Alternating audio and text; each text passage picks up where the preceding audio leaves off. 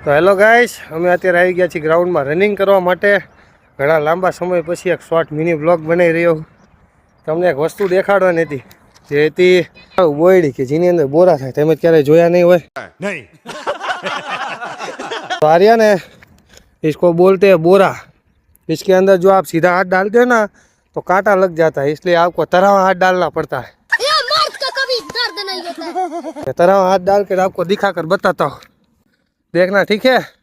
मेरा अभी श्वास चढ़ गया क्योंकि मैं रनिंग करके आया हूँ और अभी मैं बोरा खाऊंगा. इसमें क्या होता है, इससे अपना न्यूट्रिशन बढ़ता है. वो क्या बोलते हैं, एनर्जी बूस्ट करता है, इसलिए बोरा खाना पड़ता है सुबह सुबह. ठीक है, शाबाश. तो तुम लोग भी अगर रनिंग करने जाते हो तो ये बोरा जरूर खाना. बताओ, तुम भी खा लो. ये जो नीचे पड़ा हुआ होता है वो अच्छा बोरा होता है, क्योंकि वो मीठा मीठा गेड़ा गेड़ा होता है, और जो ऊपर वाला होता है वो खाटा.